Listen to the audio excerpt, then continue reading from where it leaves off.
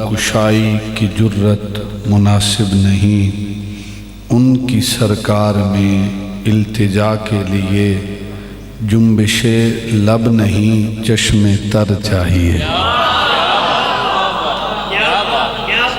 ان کی محفل کے آداب کچھ اور ہیں، ہر محفل کے اپنے اپنے آداب ہوتے ہیں۔ یہ سرکار کی محفل ہے، اس کے آداب کچھ الگ ہیں۔ ان کی محفل کے آداب کچھ اور ہیں، لب کشائی کی جرت مناسب نہیں، ان کی سرکار میں التجا کے لیے جنبش لب نہیں، ہونٹوں کو ہلانے کی ضرورت نہیں پڑتی، حضور آنسوؤں کی زبان بھی سمجھتے ہیں۔ جنبش لب نہیں چشم تر چاہیے، اور اپنی روداد غم میں سناؤں کسے، میرے غم کو کوئی اور سمجھے گا کیا۔ شاعر اشارہ دے رہا ہے کہ ہر کسی کو دکھڑے نہیں سنائے جاتے، ہر کسی کے سامنے غم نہیں رکھے جاتے، ہر کسی کے سامنے دل کا حال نہیں بیان کیا جاتا۔ زخم اسے ہی دکھائے جاتے ہیں جو زخموں پہ مرہم لگانا بھی جانتا ہے، دکھڑے اسے سنائے جاتے ہیں جو دکھڑوں کا مداوع بھی جانتا ہو۔ اپنی روداد غم میں سناؤں کسے، میرے غم کو کوئی اور سمجھے گا کیا، جس کی خاک قدم بھی ہے خاک شفا، میرے زخموں کو وہ چارہ گر چاہیے۔ جس کی قدم ہے خاک شفا، میرے زخموں کو وہ چارہ گر چاہیے۔ اور میں گدائے در شاہ کونین ہوں، شیش محلوں کی مجھ کو ضرورت نہیں، میں گدائے در شاہ کونین ہوں، شیش محلوں کی مجھ کو تمنا نہیں۔ اگلے مصرعے پہ غور کیجئے گا، میں گدائے در شاہ کونین ہوں، شیش محلوں کی مجھ کو تمنا نہیں، ہو میسر زمین پر یا زیر زمین، ہو میسر زمین پر یا زیر زمین، مجھ کو طیبہ میں ایک اپنا گھر چاہیے۔ میں گدائے در شاہ کونین ہوں، شیش محلوں کی مجھ کو تمنا نہیں، ہو میسر زمین پر یا زیر زمین، قبر کی شکل میں ہو جائے یا ویسے رہائش کی شکل میں ہو جائے، ہو میسر زمین پر یا زیر زمین، مجھ کو طیبہ میں ایک اپنا گھر چاہیے۔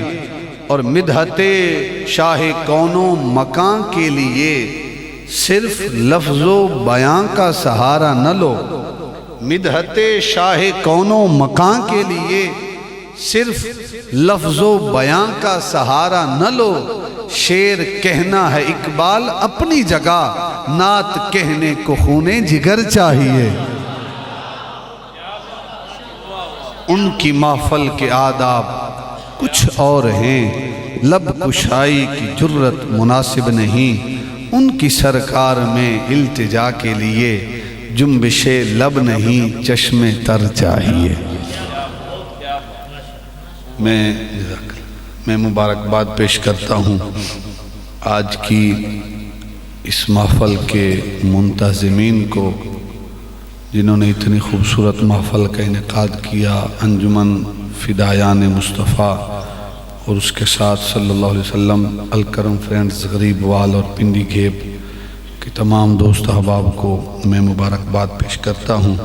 اور سٹیج پہ تشریف فرما کچھ مجھ سے سینئر، کچھ میرے ہم کلاس، کچھ جونیئر احباب جزاک اللہ جو تشریف فرما ہیں، یہ خوبصورت سے چہرے، قبلہ حاجی غلام شاہ مسجد کے امام صاحب ماشاءاللہ کھوڑ میں بھی تشریف لائے، آج ادھر بھی آپ کی محبتیں ہیں، قبلہ کاری نور محمد صاحب دامت برکاتہم العالیہ والقدسیہ جنہوں نے مجھے دعوت دی، ہمارے سینئر دوست ہیں بحیرہ شریف कई साल क़िबला हज़रत अल्लामा मौलाना सफ़तैन साहब दामत बरक़ातुहुमुल आलिया वल क़ुद्सिया फ़ाज़ल दारुल उलूम मोहम्मदिया गौसिया भेरा शरीफ क़िबला हज़रत अल्लामा मौलाना कारी एजाज़ साहब बड़ी मोहब्बतों से उन्होंने माइक जो है वो मेरे हवाले किया।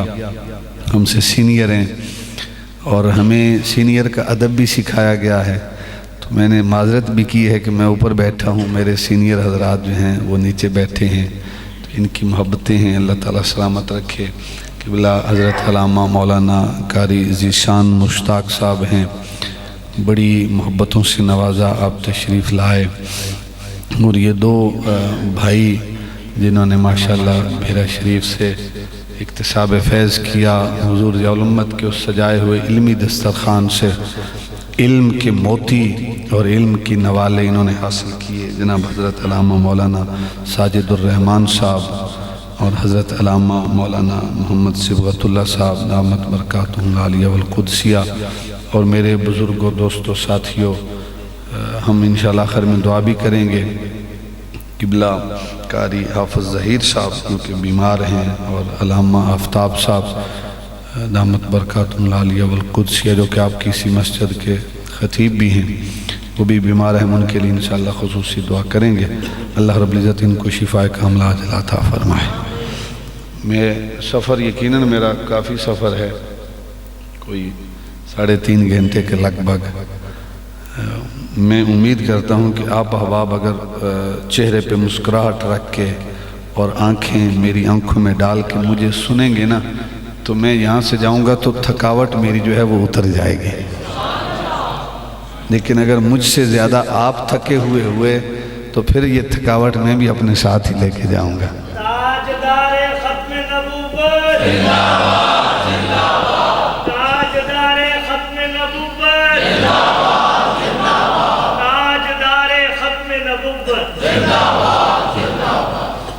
मैं फ़र्स्ट टाइम हाजी ग़ुलाम शाह मस्जिद में पिंडी घेब में, ये साजिद ख़ान साहब हैं, काजी अतीक साहब, काजी नौमान साहब, इनके वास्ते से आया। फिर 8 रबीउल अव्वल खोड़ के अंदर प्रोग्राम था और ये मेरा तीसरा प्रोग्राम है और इनके साथ कोई तारुफ़ नहीं था।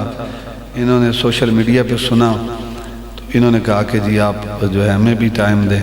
तो मेरे जो साथी हैं जो अक्सर दोस्तों को टाइम वगैरह देते, उन्होंने टाइम दे दिया। उस दिन वो आए भी नहीं, मैंने कहा चलो चलते हैं।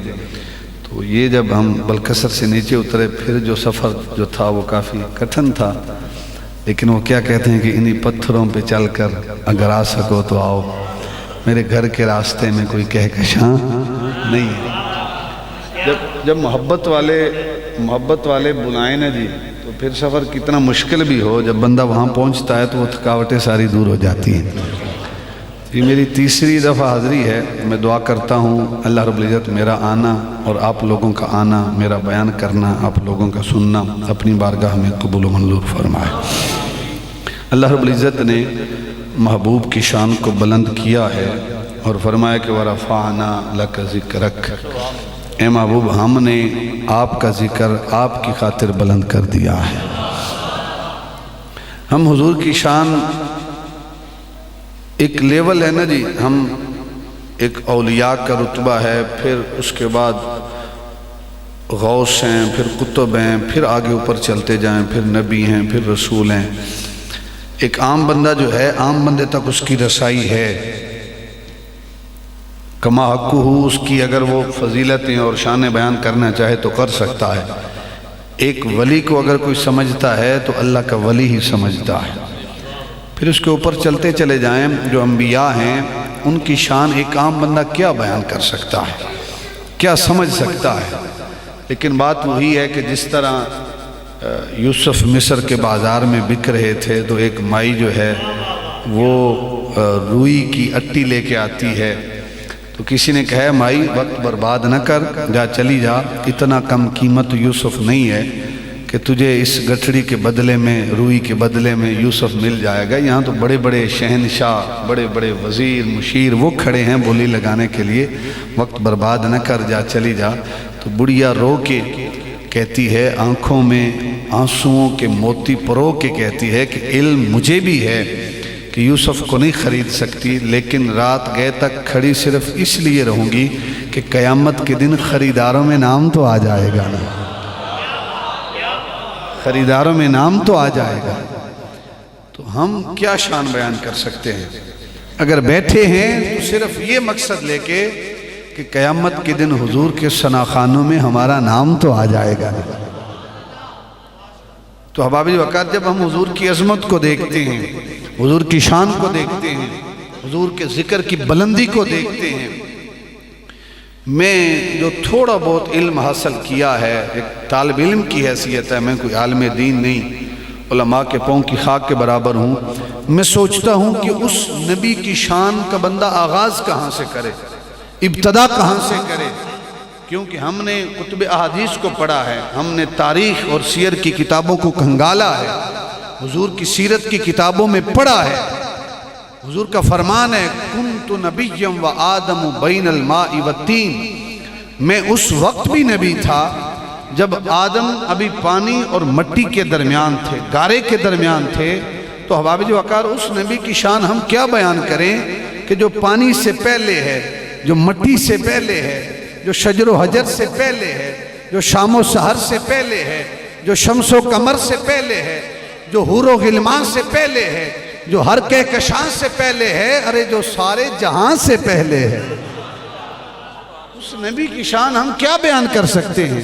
اور پھر حق ادا کرنا یہ تو کر ہی نہیں سکتا۔ حضور جلال امت رحمت اللہ تعالی علیہ نے 7 جلدیں لکھی، ضیاء النبی شریف لکھی، لیکن کسی سیرت نگار نے بھی یہ نہیں کہا کہ ہم نے حق ادا کر دیا۔ سب نے یہ کہا کہ ہم نے ایک ادنا سی کوشش کی ہے سرکار قبول کرنے، بلکہ حضور جلال امت رحمت اللہ تعالی علیہ جسس غازی نذیر صاحب فرماتے ہیں کہ میں اکثر کہتا تھا کہ آپ تو حضور کے بڑے عاشقوں میں آپ کا نام ہے، آپ عاشق رسول ہیں، آپ یوں ہیں، آپ یوں ہیں۔ تو حضور جلال امت فرماتے تھے رحمت اللہ تعالی علیہ کہ غازی صاحب یہ کہو کہ قیامت کے دن حضور کے غلاموں میں سب سے آخر میں نام آ جائے پھر بھی ہم کامیاب ہیں۔ یہ ہیں عاشق کہ سب سے آخر میں نام آ جائے، حضور کے غلاموں میں جو حضور سے محبت کرنے والے ہیں سب سے آخر میں آ جائے۔ حضور جلال امت فرماتے تھے کہ پھر بھی ہماری محنت جو ہے وہ رنگ لے آئے گی، سب سے آخر میں بھی آ جائے۔ ہم تو اس درگاہ کے ادنا سے غلام ہیں، ہم کیا حضور کی شان بیان کریں گے؟ لیکن ایک چھوٹا سا میں نقشہ آپ احباب کے سامنے رکھتا ہوں کہ حضور کی شان اگر ہم اپنی اس جو ہے ناقص نگاہوں سے دیکھیں، یہ ہے عالم دنیا، اس سے ایک قدم ہم پیچھے چلتے ہیں اور عالم ارواح کے اندر جھانکتے ہیں، عالم ام بطنہ سے بھی پیچھے، ماں کے پیٹ سے پیچھے جائیں تو ایک عالم ارواح ہے۔ عالم ارواح کے اندر اگر ہم جھانکتے ہیں تو پتہ چلتا ہے خالق کائنات ارشاد فرماتا ہے وَإِذْ أَخَذَ اللَّهُ مِيثَاقَ النَّبِيِّينَ لَمَا آتَيْتُكُم مِّن كِتَابٍ وَحِكْمَةٍ ثُمَّ جَاءَكُمْ رَسُولٌ مُصَدِّقٌ لِّمَا مَعَكُمْ لَتُؤْمِنُنَّ بِهِ وَلَتَنصُرُنَّهُ۔ اگر ہم عالم ارواح میں جھانکتے ہیں تو اسی محبوب کی عزتوں اور عظمتوں کے ڈنکے بجتے نظر آتے ہیں۔ اگر ہم عالم ارواح کو چھوڑیں، ایک قدم آگے بڑھیں اور عالم دنیا کے اندر جھانکیں تو احباب وقار دنیا کے ہر در و دیوار پر، ہر صحرا و بازار پر، ہر منبر و محراب پر، ہر کتاب کے ورق پر، ہر قلم کی نوک پر، ہر پرندے کی اڑان پر، ہر پہاڑ کی چٹان پر، ہر انسان کی زبان پر مجھے اسی نبی پر درود و سلام کے ترانے نظر آتے ہیں۔ میں عالم دنیا کو چھوڑوں، ایک قدم اور آگے بڑھوں، میں برزخ کے اندر جھانکوں، میں قبر کے سوال و جواب کے اندر جھانکوں تو ما کنت تقول فی حق ھذا الرجل محمد، قبر کے سوال و جواب میں اسی نبی کا نام نظر آتا ہے۔ میں عالم برزخ کو چھوڑوں، قبر کو چھوڑوں، ایک قدم اور آگے بڑھوں، میں عالم معاشر کے اندر جھانکوں تو احباب وقار اس نبی کا لوائے حمد لہراتا ہوا نظر آتا ہے۔ میں پل صراط پر جاؤں، اس نبی کی شفاعت نظر آتی ہے۔ میں حوض کوثر پر جاؤں، اس نبی کا نام، اس نبی کا جام چھلکتا ہوا نظر آتا ہے۔ میں در جنت پر جاؤں، اس نبی کا نام جنت کے دروازے پہ چمکتا ہوا نظر آتا ہے۔ میں عالم معاشر کو چھوڑوں، ایک قدم اور آگے بڑھوں، میں جنت کے اندر جھانکوں، میں جنت کے در و دیواروں پہ دیکھوں، میں جنت کی نہروں کی لہروں پہ دیکھوں، میں جنت کے درختوں کے پتوں پہ دیکھوں، میں جنت کی پھولوں کی پتیوں پہ دیکھوں، میں جنت کے ہیرے اور موتیوں پہ دیکھوں، میں جنت کے محلوں کی چوٹیوں پہ دیکھوں، میں جنت کی حوروں کی جبینوں پہ دیکھوں، میں جنت کے غلمانوں کے سینوں پہ دیکھوں، میں لوح و قلم کی پیشانی پہ دیکھوں، میں عرش و کرسی کی جبی پہ دیکھوں، ارے میں سدرۃ المنتہا کی انتہا پہ دیکھوں، ارے میں تحت سرا سے لے کر عرش اولا تک جہاں جہاں بھی نظر دوڑاتا ہوں، یا مجھے ذکر خدا نظر آتا ہے یا ذکر مصطفیٰ نظر آتا ہے۔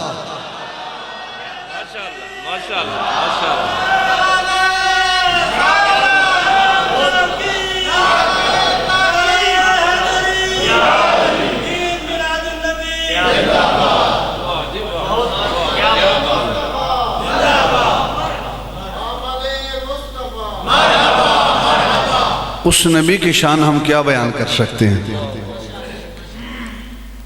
جہاں نظر پڑتی ہے یا ذکر خدا نظر آتا ہے یا ذکر مصطفیٰ نظر آتا ہے۔ اس نبی کی مثال کیسی ہے؟ اس نبی کا انداز کیا ہے؟ اس نبی کا تعلق کیسا ہے اپنے غلاموں کے ساتھ؟ مفتی غلام حسن قادری شان مصطفیٰ بزمان مصطفیٰ میں نقل کرتے ہیں کہ حضور طواف فرما رہے ہیں، حضور کے آگے صلی اللہ علیہ وسلم ایک عرابی ہے، بدو دیہاتی، وہ آگے طواف کر رہا ہے، حضور اس کے پیچھے ہیں، وہ آگے ہے۔ اب وہ عرابی ایسا ہے کہ اس نے سرکار کو دیکھا نہیں ہے، کلمہ پڑھا ہے لیکن حضور کو دیکھا۔ اچھا وہ آگے ہے اور طواف کے دوران آپ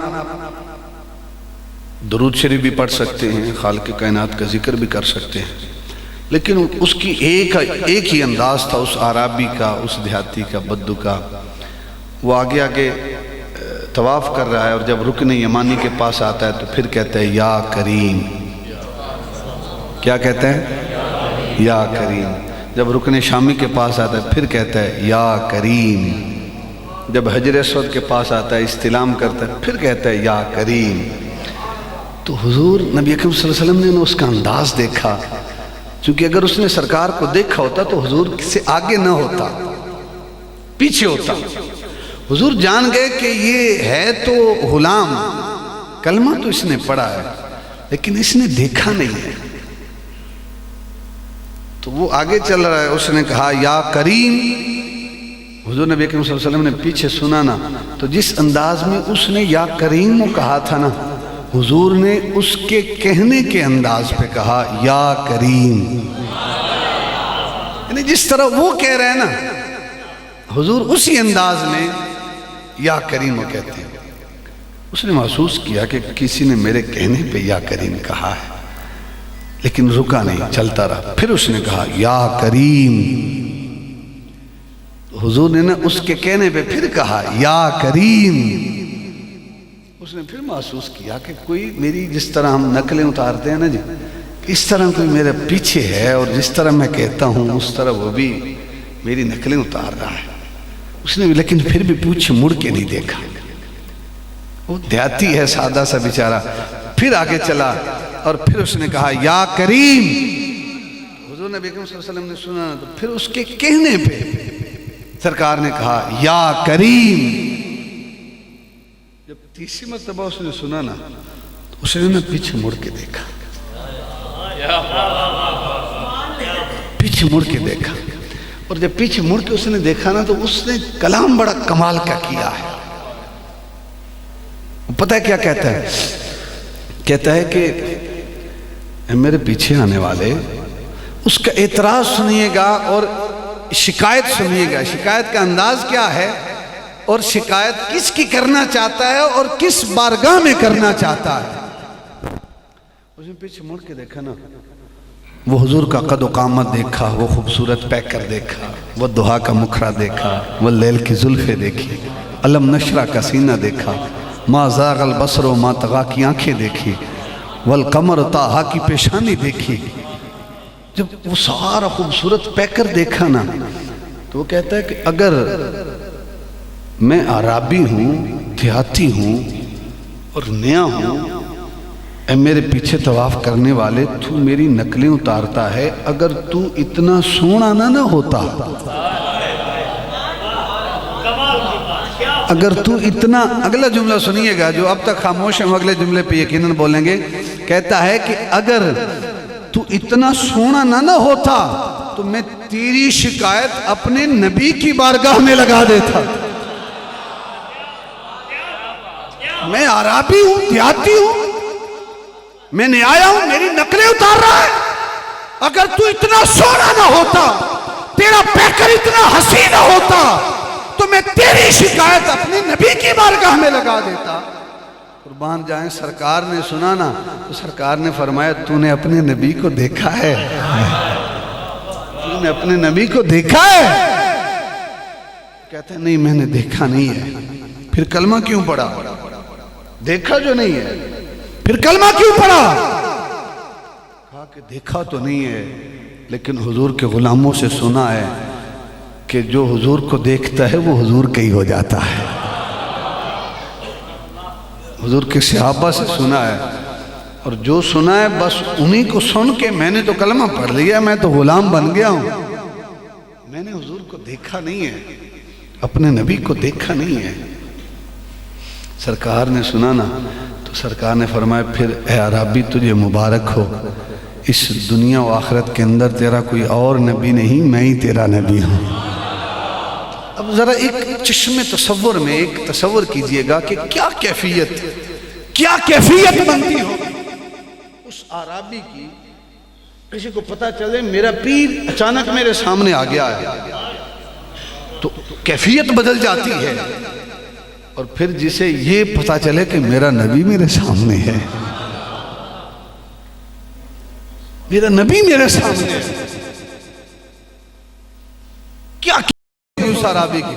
اس نے سنا نا تو فوراً قدموں میں گر گیا، قدموں میں گر کے حضور کے قدموں کو بوسے دینے لگا.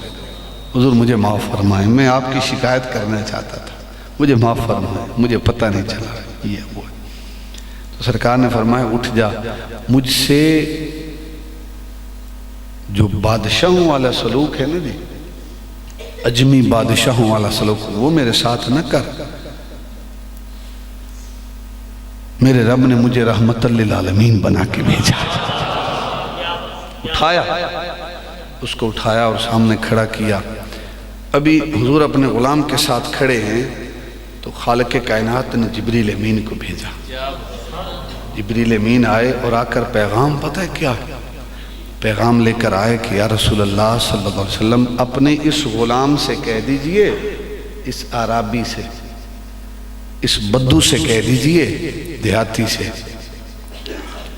کہ قیامت کے دن یہ پوری تیاری کے ساتھ آئے. ہم قیامت کے دن اس سے اس کا حساب کتاب لیں گے. پوری تیاری کے ساتھ آئے، ہم اس کا حساب لیں گے. اور آپ بھی سادہ سا تھا تو سرکار نے فرمایا جبریل پیغام لے کے آئے ہیں. یا رسول اللہ کیا پیغام ہے؟ فرمایا خالق کائنات نے کہا ہے کہ اس سے کہہ دیجئے کہ قیامت کے دن تیاری کے ساتھ آئے، ہم اس سے اس کا حساب کتاب لیں گے. یہ پوری تیاری کے ساتھ آئے. تو قربان جائیں وہ عرابی پتہ ہے کیا جواب دیتا ہے؟ وہ کہتا ہے کہ یا رسول اللہ اگر قیامت کے دن خدا نے میرا حساب لیا نا تو میں خدا کا حساب لوں گا، میں خدا کا حساب لوں گا. مرحبا جناب، ویلکم. میں خدا کا حساب لوں گا. سرکار نے فرمایا عرابی وہ خالق، ہم مخلوق، وہ داتا رازق، ہم اس کی رزق کھانے والے، وہ ہمیں پیکر دینے والا، آزاد دینے والا، وہ بدن دینے والا، وہ رزق مہیا کرنے والا، اولاد دینے والا، صبح و شام اور یہ فصلیں یہ سب کچھ دینے والا، وہ تو حساب لے سکتا ہے. اے عرابی، اے میرے غلام، تو کس بات کا حساب لے گا؟ تو کہتا ہے میں خدا کا حساب لوں گا، تو نے کس بات کا حساب لینا ہے؟ قربان جائیں اس عرابی تھا تو عرابی، لیکن رب کی ذات پہ بھروسہ کتنا تھا. وہ کہتے ہیں کہ یا رسول اللہ صلی اللہ علیہ وسلم اگر خدا نے میری بدعمالیوں کا حساب لیا تو میں خدا کے کرم کا حساب لوں گا. اگر خدا نے میری نافرمانیوں کا حساب لیا تو میں اس کی رحمت کا حساب لوں گا.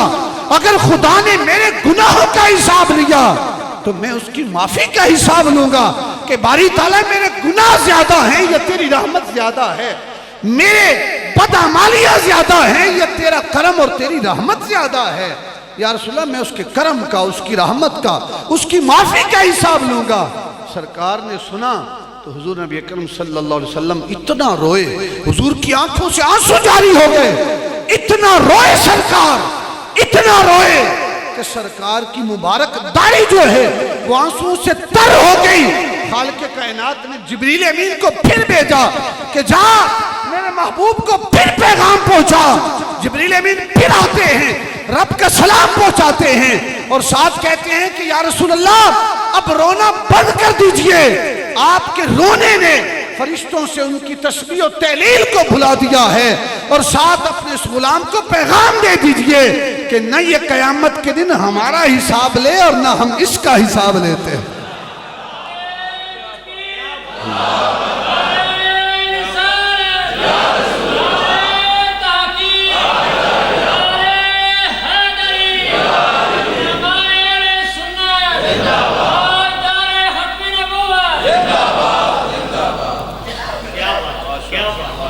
کہا نہ یہ ہمارا حساب لیں نہ ہم اس کا حساب لیتے ہیں، بغیر حساب کتاب کے سے جنت میں بھیج دیں گے۔ حضور کا انداز یہ اپنے غلاموں کے ساتھ، حضور اتنی شفقت فرماتے ہیں۔ آج کسی کو عہدہ مل جائے وہ کسی چھوٹے بندے سے سلام بھی نہیں لیتا۔ حضور اپنے غلاموں سے دل لگی فرماتے ہیں، وہ برتری کا حساب حضور نہیں رکھتے کہ میں برتر ہوں تم سے۔ جب سفر پہ جاتے ہیں ایک صحابی کہتا ہے حضور میں جانور ذبح کروں گا، دوسرا کہتا ہے کہ میں اس کی کھال اتاروں گا، تیسرا کہتا ہے میں اس کو بناؤں گا گوشت۔ سرکار نے فرمایا پھر میں لکڑیاں جمع کرتا ہوں۔ حضور نے اپنے ہاتھوں سے کام کیے ہیں، گھر کے کام کاج کیے ہیں، اپنے جوتوں کو سرکار نے خود سیا ہے تاکہ 1400 سال بعد میں آنے والا غریب احساس کمتری کا شکار نہ ہو۔ میرے نبی نے بکریوں کو چرایا، بلکہ بخاری شریف کی حدیث مبارک ہے جتنے بھی انبیاء گزرے ہیں سب انبیاء نے بکریوں کو چرایا ہے۔ یہ آپ بھی چراتے ہیں، یہ نیت رکھ کے چرایا کریں کہ اللہ کے نبی نے چرایا، میں سرکار کی سنت زندہ کر رہا ہوں، ثواب ملے گا۔ حضور ضیاء الامت رحمۃ اللہ تعالی علیہ آپ بیان کرتے ہیں یورپ کے اندر ایک صحافی مسلمان ہوتا ہے، اور صحافی جو ہوتے ہیں پڑھے لکھے ہوتے ہیں، بات میں سے بات نکالتے ہیں، سوال میں سے سوال نکالتے ہیں۔ اتنے جلدی جو ہیں، میں ساؤتھ افریقہ رہا ہوں، کالے جو ہیں بڑے جلدی مسلمان ہو جاتے ہیں، تھوڑی سی محنت کرو کالے کلمہ پڑھ لیتے ہیں۔ تو جو گورے ہیں یہ اتنی جلدی جو ہے وہ نہیں مسلمان ہوتے، بڑی محنت کرنی پڑتی، لیکن الحمدللہ ایک گورے کو بھی ہم نے کلمہ پڑھایا ہے۔ تو حضور ضیاء الامت فرماتے ہیں کہ یورپ کے اندر ایک صحافی مسلمان ہوتا ہے، مسلمان ہوا، کسی نے پوچھا بھئی تم کیوں مسلمان ہوئے ہو، تمہارے اسلام لانے کے لیے وجہ کون سی بات بنی ہے؟ تو صحافی جواب دیتا ہے کہ میں نے سرکار کی سیرت کی ایک کتاب پڑھی ہے اور ایک کتاب پڑھ کے میں دار اسلام میں داخل ہو گیا ہوں۔ سوال کرنے والے نے پھر سوال کیا کہ ایک کتاب سیرت کی کیوں پڑھی تم نے، ایک کتاب کی طرف تمہاری رہنمائی، نظریں جھکی ہیں، نظریں اٹھا کے نہیں دیکھتا۔ صحافی کہتے ہیں میں نے کہا کہ اس نے بہت بڑا جرم کیا ہوگا، جو مجرم ہوتے ہیں وہ نظریں نہیں اٹھاتے، ان کی نظریں جھکی ہوتی ہیں۔ اس نے ہو سکتا ہے اس بابا کی برائی کی ہو بچی کے ساتھ، یا کوئی اس نے اس طرح کی بدفعلی کی ہو جس کی وجہ سے اس کی نظریں جھکی ہیں، یہ نظریں اٹھا بھی نہیں سکتا، نظریں ملا بھی نہیں سکتا، اور یہ اتنا نوجوان ہے اگر ایک تھپڑ اس بابے کو لگائے تو بابا دوبارہ اٹھ بھی نہ سکے، لیکن یہ پسپا ہوتا جا رہا ہے، پیچھے ہٹتا جا رہا ہے، اور نظریں جھکی ہے اس کی، نظریں اٹھا نہیں رہا۔ تو وہ صحافی کہتے ہیں میں بڑا حیران ہوا کہ ماجرا کیا ہے۔ میں نے اپنے روم کو چھوڑا، نیچے آیا، گلی میں آیا، تو میں نے اس نوجوان کو آ کے مخاطب کیا، نوجوان لگتا ہے تیرا بہت بڑا جرم ہے، کیوں یہ بابا تجھے مار رہا ہے؟ تو ایک تھپڑ اسے لگائے، اس کے دوبارہ اٹھنے کی سکت نہ رہے، لگتا ہے تو نے گناہ بہت بڑا کیا ہے، پیچھے پسپا ہوتا چلا جا رہا ہے، وجہ کیا ہے؟ ماجرا کیا ہے؟ یہ کیوں تجھے مار رہا ہے؟ ایک تھپڑ مارنا اسے، اس بابے کو، یہ تو اٹھنے کا نام بھی نہیں لے گا، تو کیوں پسپا ہوتا جا رہا ہے؟ کہا کیسی بات کرتا ہے، یہ جو سامنے کھڑا ہے یہ کوئی اور نہیں، یہ میرا باپ ہے، اور 1400 سال پہلے میرے نبی کا فرمان ہے کہ خبردار باپ کی آنکھوں میں آنکھیں ڈال کر بات بھی نہیں کرنی۔ تو مجھے تھپڑ مارنے کا کہہ رہا ہے، یہ میرا باپ ہے، میرے نبی کا فرمان ہے کہ اولاد باپ کے ساتھ چل رہی ہو تو باپ سے پیچھے چلے، باپ کے آگے نہ چلے، کہیں جا کر مجلس میں بیٹھنا ہے تو پہلے باپ بیٹھے، پھر والد بیٹا بیٹھے، کھانا شروع کرنا ہے پہلے باپ شروع کرے پھر بیٹا شروع کرے، کہیں کلام کرنا ہے تو پہلے باپ کلام شروع کرے پھر بیٹا کلام شروع کرے۔ کہا کہ یہ جو سامنے پورا کھڑا ہے یہ کوئی اور نہیں، یہ میرا بابا ہے، اور میرے نبی کا فرمان ہے کہ اگر والد غلط رستے پہ بھی ہو، تمہیں مار رہا ہو تو تم نے سامنے سے نظریں نہیں اٹھانی، ہاتھ نہیں اٹھانا۔ تم کیسی بات کرتے ہو کہ میں تھپڑ اٹھاؤں اور اپنے باپ کے چہرے پہ ماروں؟ یہ میرا باپ ہے۔ اپنے نبی کے فرمان کی تعمیل میں میں پسپا ہوتا جا رہا ہوں، پیچھے ہٹتا چلا جا رہا ہوں۔ اس صحافی نے سنا کہ 1400 سال گزر گئے، عرب کے صحرا میں جو نبی آیا تھا، ان بیابان پہاڑوں میں جو نبی آیا تھا، اس کے ایک فرمان پر عمل کی خاطر 1400 سال کے بعد ایک نوجوان بیٹھا ہے اور پسپا ہوتا چلا جا رہا ہے۔ کہا اس نبی کی سیرت میں یقیناً کوئی نہ کوئی کردار تو ضرور پنہا ہوگا، کوئی عظمت تو ضرور پنہا ہوگی۔ وہ صحافی کہتا ہے میں نے سرکار کی سیرت کی ایک کتاب پڑھی، اس ایک کتاب نے مجبور کیا کہ میں نے کفر اور شرک کے اندھیروں کو توڑا اور میں نے کلمہ پڑھ کے سرکار کی غلامی کو قبول کر لیا۔ جو ایک شخص سرکار کے فرمان پہ عمل کرے، اپنے والد کا ادب و احترام کرے، پھر حباب جی وقار اس پر کرم نوازی اتنی ہوتی ہے کہ غیر مسلم اسے دیکھ کے دائرہ اسلام میں داخل ہو رہا ہے۔ ہم یہ کہتے ہیں میرے عمل سے کیا ہوگا، میں ڈنڈی مار رہا ہوں بیرون ممالک جا کے، ہم پتہ نہیں کیا سے کیا کرتے ہیں، پھر کہتے ہیں کہ اس کا ہمارے اسلام سے کیا تعلق؟ تمہاری ہر بات کو لوگ جج کرتے ہیں کہ یہ مسلمان ہیں، ان کا عمل کیا ہے، رویہ کیا ہے، ان کا اٹھنا بیٹھنا کیا ہے، ان کے اطوار کیا ہیں۔ یہ بات کرتے ہیں تو پکی کرتے ہیں یا ادھوری رکھتے ہیں؟ وعدہ کرتے ہیں پورا کرتے ہیں؟ مال کا جو کہتے ہیں کیا اس کے اوپر پابندی کرتے ہیں وہی مال دیتے ہیں یا درمیان میں ڈنڈی مارتے ہیں؟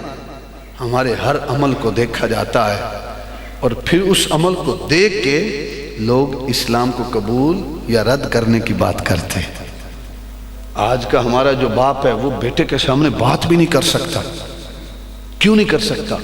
صرف اس وجہ سے کہ اگر بیٹے کو کوئی جھڑکی دوں گا تو بیٹا کہے گا کہ لوگوں کے سامنے مجھے ڈانٹ دے گا، ابو جان ٹھیک ہے آپ میرے والد ہیں لیکن کچھ میری بھی عزت ہے، اب میری عزت کو مجروح نہ کریں۔ بلکہ اب تو وہ دور ہی نہیں رہا، باپ بیچارہ کہہ ہی نہیں سکتا، کہوں گا تو گھر سے نکال دے گا۔ میں نے دیکھا ایسے والدین کو کہ جو جہاں پہ بھینسوں کو باندھا جاتا ہے نا، رات وہاں پہ بسر کرتے ہیں۔ اولاد نے بڑی کوٹھی بنائی ہے لیکن باپ بھینسوں کی جگہ پہ رات بسر کر رہا ہے۔ میں نے پوچھا ادھر کیوں نہیں؟ کہتا ہے کہ رات کو کھانسی ہوتی ہے تو بیٹے کہتے ہیں کہ تم ہماری نیند میں خلل ڈالتے ہو، اس لیے تم کوٹھی میں نہیں رہ سکتے، تم باہر جہاں پہ ہم بھینسوں کو باندھتے ہیں اس واڑے کے اندر تم رات بسر کرو گے جہاں پہ مچھروں کی بھرمار ہے۔ بوڑھا باپ بیچارہ کیا وہاں زندگی بسر کرے گا، کیسے رات اس کی گزرتی ہے؟ میں نے کہا ناداں انسان ہے، ناداں بیٹے، جب تو چھوٹا تھا تو بیمار ہوتا تھا، تجھے بخار ہوتا تھا تو تیرا والد تجھے کھانسی لگتی تھی، یہ نہیں کہتا تھا کہ تیری کھانسی کی وجہ سے ہمیں نیند نہیں آ رہی، تجھے نیند نہیں آتی تھی تو تیری ماں اور تیرا باپ ساری رات تیرے سر پہ پہرا دیا کرتے تھے۔ آج والد بیمار ہے تو اسے گھر میں بھی نہیں رکھتا۔ امام مالک کا نام تو سنا ہوگا آپ لوگوں نے۔ باپ نے ایک سوال کیا امام مالک سے بھی اور بڑے بھائی سے بھی۔ بڑا بھائی ابن شہاب زہری کی جو ہے ان کے ہم عمر تھا، تو جب باپ نے دونوں بیٹوں سے سوال کیا، بڑے سے بھی اور امام مالک سے بھی، تو بڑے بیٹے نے جواب دے دیا، امام مالک نے جواب نہیں دیا، آتا نہیں تھا، تو امام مالک نے کبوتر رکھے ہوئے تھے۔ باپ نے جھڑکی دی اور کہا کہ اے مالک، تو نے کبوتر پالے ہوئے ہیں، ان کبوتروں نے تجھے جاہل بنا دیا ہے۔ تیرا بڑا بھائی جو ہے وہ دین کا شوق رکھتا ہے، علم کا شوق رکھتا ہے، اس نے جواب دے دیا اور تو وہی جاہل کا جاہل، اجڑ کا اجڑ۔ کیا کیا تو نے؟ اس کبوتر بازی نے تجھے جاہل بنا دیا۔ میں اکثر کہتا ہوں کہ آج کے دور کا کوئی بیٹا ہوتا نا تو وہ کہتا کہ ابو جناب مجھے جھڑکی دے رہے ہیں، میرے پاس اگر 20 کبوتر ہیں تو اب میں 20 اور رکھوں گا، میں 40 کروں گا۔ آج کے دور کا بیٹا ہوتا، لیکن مالک اس دور کے نہیں تھے۔ امام مالک نے کہا کہ مجھے کبوتر بازی کی وجہ سے جھڑکی دی ہے۔ امام مالک نے گھر بار چھوڑ دیا، استاد کے پاس علم حدیث کا درس حاصل کرنے کے لیے چلے گئے۔ ابن حرمز آپ کے استاد ہیں۔ پھر 1 سال نہیں، 2 سال نہیں، ان علماء نے 9 سال لگائے ہیں در ضیاء الامت پہ۔ پھر جا کے یہ ممبر پہ بیٹھنے کے قابل ہوتے ہیں، یہ مصلی پہ کھڑا ہونے کے قابل ہوتے ہیں۔ یہ اتنا آسان نہیں ہے ممبر اور مصلی کو سنبھالنا، اس کے لیے سالوں کی محنت درکار ہوتی ہے۔ اتنا لینتھی کورس ڈاکٹر بننے کے لیے نہیں ہے جتنا عالم دین بننے کے لیے۔ 7 سال، 1 2 3 4 5 6 7 سال، 7 سال امام مالک نے اپنے استاد کی شاگردی میں گزارے ہیں۔ کتنے سال؟ 7 سال۔ ان 7 سالوں میں امام مالک ایک مرتبہ بھی گھر واپس نہیں پلٹتے،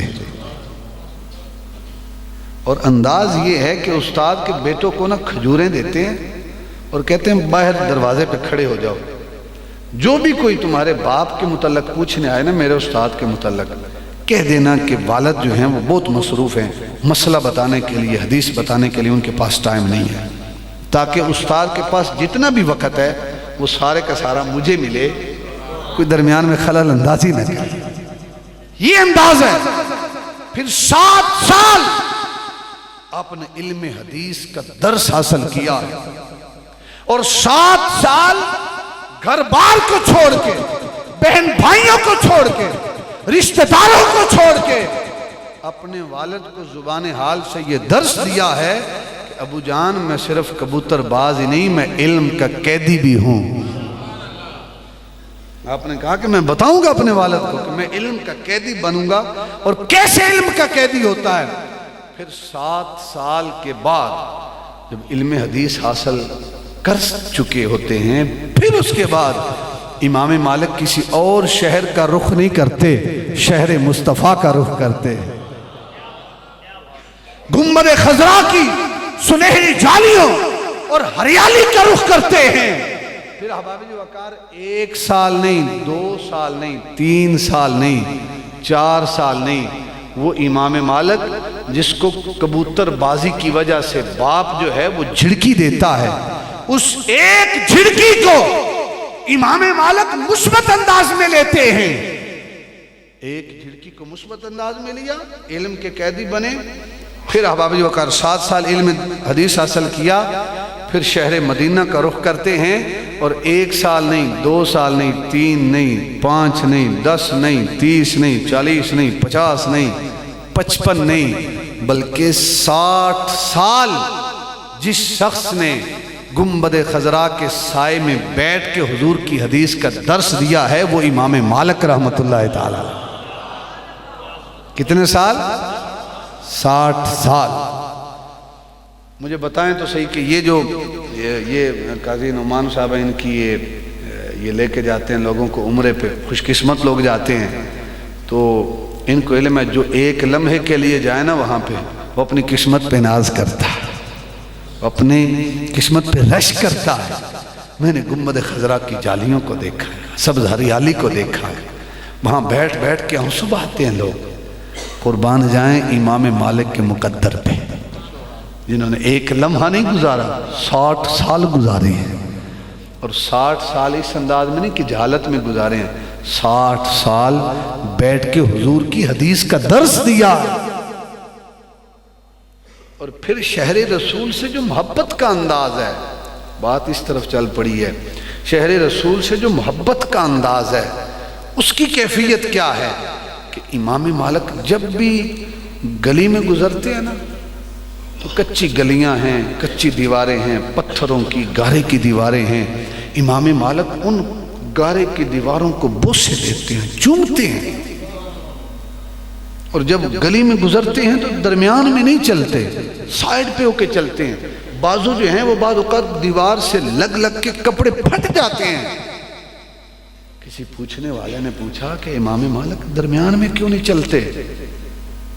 کہا کہ تجھے علم نہیں ہے، ان گلیوں میں اللہ کا نبی چلا ہے، میں ڈرتا ہوں کہیں اللہ کے محبوب کے قدموں پہ میرے قدم نہ آ جائیں، میرے زندگی کے اعمال برباد نہ ہو جائیں۔ اور پھر ان گلیوں کو بوسہ دیتے ہیں۔ اے مالک بوسہ کیوں دیتے ہو؟ تم وقت کے امام ہو، ان پتھروں کو بوسہ دیتے ہو، ان گارے کی دیواروں کو بوسہ دیتے ہو، کیا رکھا ان پتھروں میں؟ آج بھی کچھ لوگ کہتے ہیں کیا رکھا ان جالیوں کو کیوں بوسے دیتے ہو، ان پتھروں کو کیوں بوسے دیتے ہو؟ میں جو ہے سرکار کے روضہ اقدس سے نکلا اور آگے جو قبرستان ہے جنت البقیع وہاں پہ آیا، تو وہاں پہ وہ لوگ جو ہے نہیں، آپ دعا مانگے تو دعا کے لیے بھی آپ کو نہیں، حالانکہ ہمارا یقین ہے کہ ہم دعا خالق کائنات سے مانگتے ہیں، سرکار کی بارگاہ کا توسل پیش کر کے مانگتے ہیں، سرکار سے نہیں دعا مانگتے، دعا جو ہے خالق کائنات سے مانگتے ہیں۔ قاضی صاحب آگے آ جائے، ہم دعا جو ہے وہ رب سے مانگتے ہیں لیکن وہ نہیں مانگنے دیتے۔ تو میں بقیع میں گیا تو وہ بہت بڑا گیٹ ہے بقیع کا، تو میں نے اس کو ویسے ہاتھ لگایا، جب ہاتھ لگایا نا تو وہ ساتھی کہتے ہیں ہاں ہاں چوم لو چوم لو چوم لو، یعنی اس طرح تمسخر کرتے۔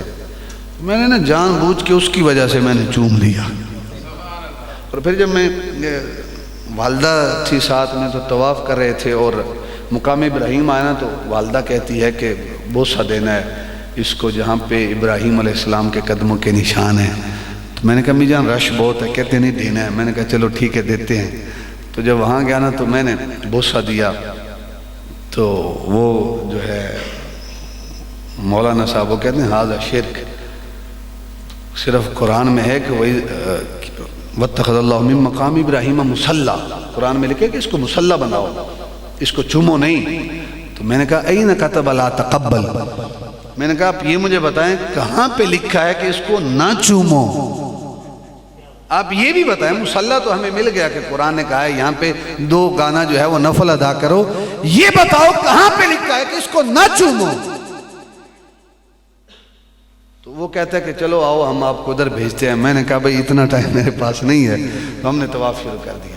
تو لوگ نہیں چومنے دیتے۔ امام مالک سے بھی کسی نے پوچھا کہ ان پتھروں میں کیا رکھا ہے، اس گارے کی دیواریں میں کیا رکھا ہے؟ امام مالک نے کیا جواب دیا؟ وہی جواب ہمارا ہے، کہو ناداں انسان تجھے یہ پتھر کی دیواریں لگتی ہیں، تجھے یہ گارے کی دیواریں لگتی ہیں، مجھے نسبت رسول نظر آ رہی ہے۔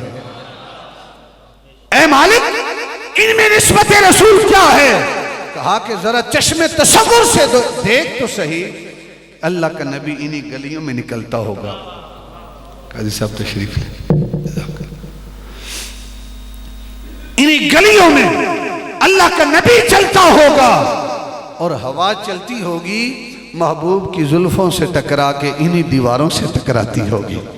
میں تو نسبت رسول کو بوسے دے رہا ہوں، وہ ناداں انسان تجھے پتھر لگتے ہیں، مجھے نسبت رسول نظر آ رہی ہے۔ پھر جوتا پہن کے نہیں چلتے، سواری پر سوار نہیں ہوتے، ایک حج کیا ہے دوبارہ حج پر نہیں گئے۔ اے امام حج پر کیوں نہیں جاتے؟ کہا اس لیے نہیں جاتا کہیں رستے میں موت نہ آ جائے، موت بھی آئے تو در رسول پر آئے۔ یہ محبت ہے اس شہر سے۔ دیوانہ تھا، مجنون تھا، پاگل سا، اس نے یہ بھی سوال کیا اے امام مالک محبت جو اتنی کرتے ہو در رسول سے، اس شہر سے کبھی رفع حاجت نہیں کیا، شہر رسول سے نکل جاتے ہو، ایک حج کیا ہے، سواریاں ساری امام شافعی کو دے دی ہیں، سواری پر سوار بھی نہیں ہوتے، پاؤں میں جوتا بھی نہیں پہنتے، کیوں نہیں پہنتے؟ کہا جس شہر میں اللہ کا محبوب لیٹا ہے جوتا پہنتے ہوئے مجھے حیا آتی ہے۔ یہ محبت ہے اس در اقدس سے. اب بالخصوص نوجوانوں سے اور بالعموم سب ساتھیوں سے میں سوال کر رہا ہوں کہ یہ جو مقام مل رہا ہے سارا، یہ کس وجہ سے مل رہا ہے؟ بیک پہ جائیں تو پیچھے وجہ کیا ملتی ہے؟ والد کی ایک جھڑکی. والد کی ایک جھڑکی کو مثبت انداز میں لیا ہے تو آج مقام یہ مل رہا ہے. شہر رسول میں درس حدیث دے رہے ہیں، وقت کا خلیفہ بلند آواز سے کلام کرتے اب ٹوکتے ہیں، خبردار تو نے قرآن کی آیت نہیں پڑھی؟ کون سی آیت؟ لا ترفعوا اصواتکم فوق صوت النبی. اس بارگاہ میں آ کے اپنی آوازوں کو پست کر لو. تجھے علم نہیں اللہ کے محبوب آرام کر رہے ہیں؟ آواز کو پست کرو. بابا جی وقار جو اتنی محبتیں تھیں، کبھی جوتا پہن کے سفر نہیں کیا، سواری پہ سوار نہیں ہوئے، گلیوں کو دیواروں کو بوسہ دیتے ہیں، ایک حج کیا دوسرے حج کے لیے بھی نہیں گئے. کسی مجنون نے یہ بھی سوال کر لیا کہ امام مالک اتنی جو محبت کرتے ہو، اس محبت کا کوئی صلہ بھی ملا ہے یا نہیں ملا؟ اتنی جو محبت کرتے ہو، اس محبت کا کوئی صلہ بھی ملا ہے یا بس صرف چومتے ہی رہتے ہو؟ 60 سال ادھر کھپا دیے، سواری پر سوار نہیں ہوتے. جو اللہ کے نیک بندے ہوتے ہیں وہ ریاکاری نہیں چاہتے. امام مالک نے اپنی زندگی میں جواب نہیں دیا. ہاں جب آخری سانسیں چل رہی تھیں پھر آپ نے جواب دیا ہے، اور وہ جواب کیا ہے وہ دل کی تختی پہ نوٹ کرنے کے قابل ہے. امام مالک فرماتے ہیں ناداں انسان، میں نے پتھروں کے ساتھ محبت کی ہے تو نسبت رسول کی وجہ سے محبت کی ہے. میں نے شہر رسول میں اگر 60 سال بسر کیے ہیں تو جس محبوب کی نسبت کی وجہ سے بسر کیے ہیں وہ محبت کا صلہ دینا جانتا ہے. اے امام مالک کیا صلہ ملا ہے؟ فرمایا کہ غور سے سن لے، تو نے محبت کے صلے کا سوال کیا ہے. فرمایا میں نے اس شہر سے محبت کی ہے، ان در و دیواروں سے محبت کی ہے. میں کبھی سواری پر سوار نہیں ہوا، میں نے کبھی پاؤں میں جوتا نہیں پہنا. حج پر ایک مرتبہ کیا ہوں، دوبارہ حج پر نہیں کیا. کہیں رستے میں موت نہ آ جائے اور تو نے صلے کا سوال کیا ہے. فرمایا کان کھول کر سن لے، واللہ ما بتو الا رأیت رسول اللہ صلی اللہ علیہ وسلم. فرماتے رب کعبہ کی عزت کی قسم ہے کہ کوئی رات ایسی نہیں گزرتی کہ امام مالک کی آنکھ تو لگی ہو اور تاجدار کائنات نے اپنا دیدار نہ کروایا ہو. فرماتے ہیں ہر رات جب آنکھ لگتی ہے اللہ کا محبوب اپنا دیدار کا شرف عطا فرماتا ہے. ہر رات میرا سینہ مدینہ بنتا ہے، میں سرکار کا دیدار کرتا ہوں. کہا میں نے پتھروں سے نہیں نسبت رسول سے محبت کی ہے. اور حضور محبت کا صلہ دینا جانتے ہیں، محبت کا صلہ حضور دینا جانتے ہیں. یہ تو حضور محبت کا صلہ دے رہے ہیں. بنی اسرائیل کا وہ گناہگار شخص، روایات میں ہے، ایک روایت میں ہے کہ 100 سال اس نے گناہ کیے تھے، ایک روایت میں ہے 200 سال اس نے گناہ کیے تھے. لیکن جب مرتا ہے نا، اس کی سانس پرواز کرتی ہے تو لوگوں نے اسے دفن کرنا گوارا نہ کیا، اسے غسل دینا اور کفن دینا گوارا نہ کیا، اور اٹھا کر گندگی کے ڈھیر پہ پھینک دیا. موسیٰ کلیم اللہ رب سے ہم کلام ہونے کے لیے جاتے ہیں. جب رب سے ہم کلام ہوئے تو کہا خالق کائنات نے کہ اے کلیم کلام بعد میں کریں گے، پہلے جاؤ فلاں گلی محلے کے فلاں کوڑا کرکٹ کے ڈھیر پہ میرا ایک یار پڑا ہے، جاؤ جا کر پہلے اسے غسل دو، کفن دو. کفن دینے کے بعد پھر جنازہ پڑھاؤ، اور جنازہ پڑھانے کے بعد پھر آنا، کلام بعد میں کریں گے. موسیٰ کلیم اللہ گئے، اس گناہگار کو دیکھا، کہا باری تعالیٰ یہ تو گناہگار ہے. جو لوگوں نے دیکھا وہ بھی ٹھیک ہے، لیکن میری نظروں سے دیکھ تو گناہگار نہیں، میرا یار تجھے نظر آئے گا. باری تعالیٰ تیرا یار؟ فرمایا پہلے کام کر بعد میں کلام کریں گے. موسیٰ کلیم اللہ نے غسل دیا، کفن دیا، جنازہ پڑھایا. جنازہ پڑھا کے آئے رب کی بارگاہ میں. باری تعالیٰ لوگ تو کہتے ہیں وہ گناہگار ہے، تو کہتا ہے میرا یار ہے. باری تعالیٰ کیسے؟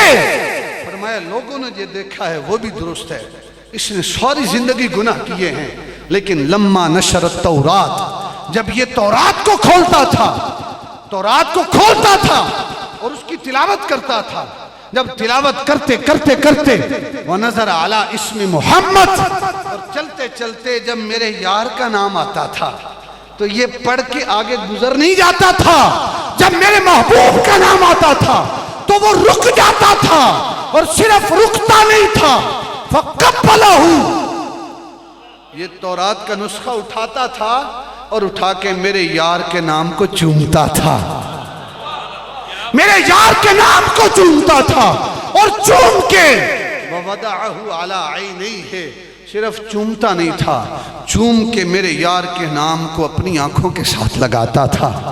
کہا کہ اس کی ساری زندگی کے گناہ ایک طرف، میرے یار کے نام کی تعظیم ایک طرف۔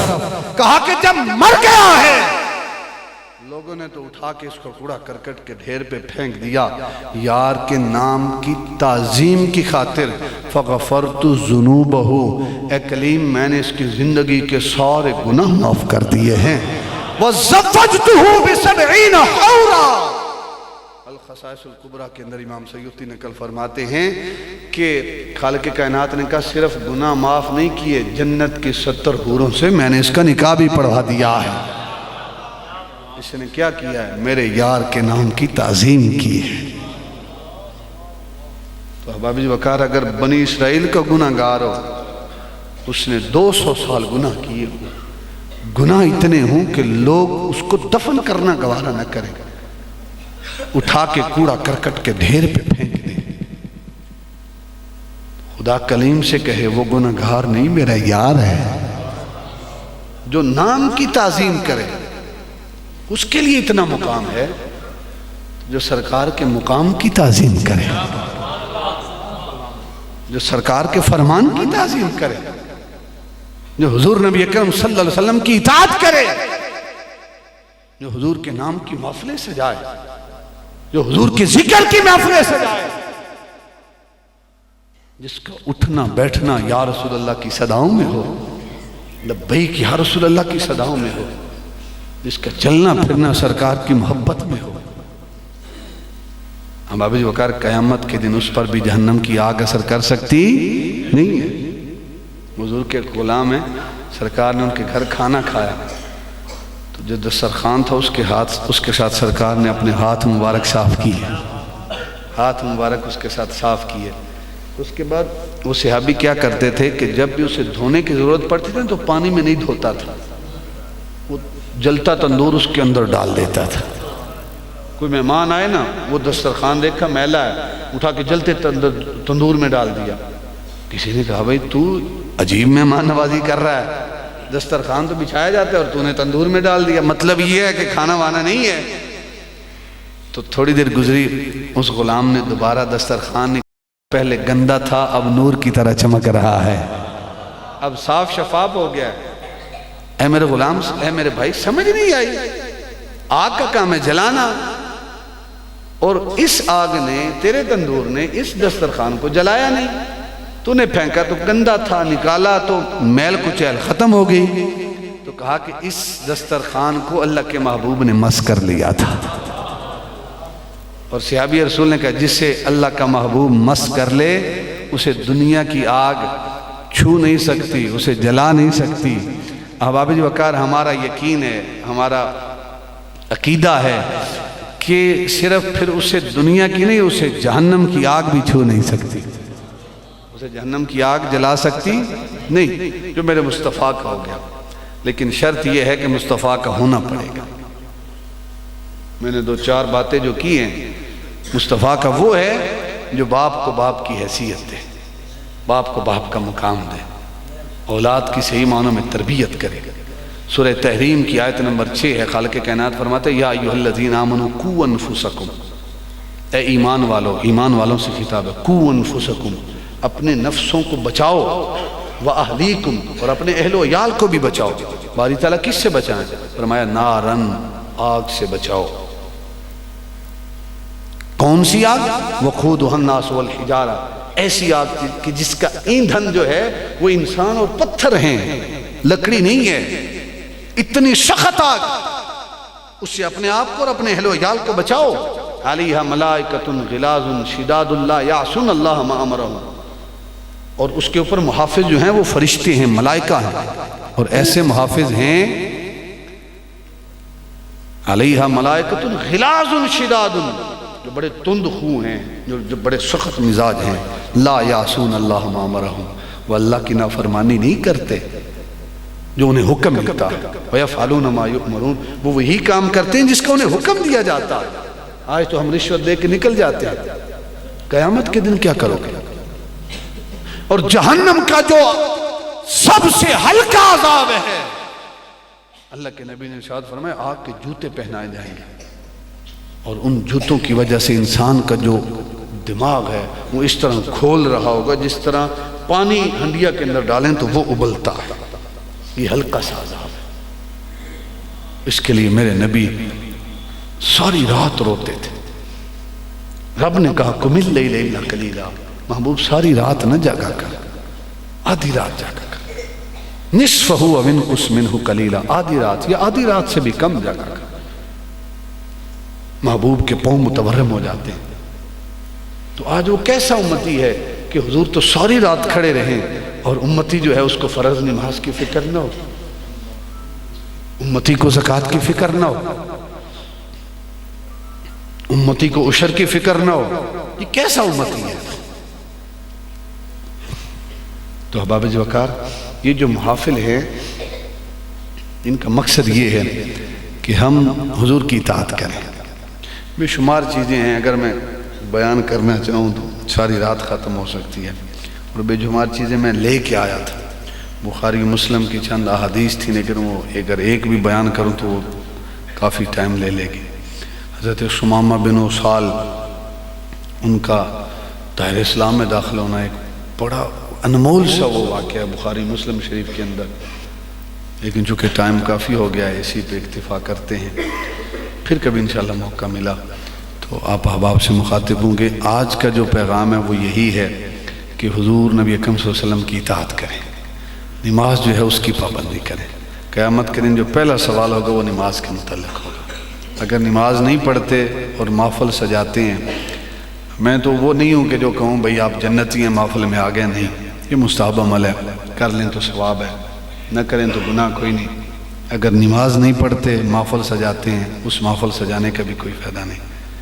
نماز فرض ہے، پہلے نمبر پہ فرض، فرض کی ادائیگی پہلے نمبر پہ، بعد میں مستحبات ہے۔ فرض پہلے، پھر اس کے بعد واجبات ہیں، پھر اس کے بعد سنت ہے، پھر اس کے بعد مستحب ہے۔ ہماری ترجیحات افسوس یہ ہے کہ بدل گئی ہیں۔ ہم نے مستحب کو فرض کے درجے پہ رکھا ہے اور فرض کو مستحب کے درجے پہ لے گئے۔ نماز پڑھیں نہ پڑھیں، گھر میں محفل سجائیں گے اور پھر کہیں گے کہ ہم اب پورا سال ہمیں کسی اور چیز کی ضرورت نہیں ہے۔ نہیں میرے بھائی، بڑے مشکل مرحلات ہیں۔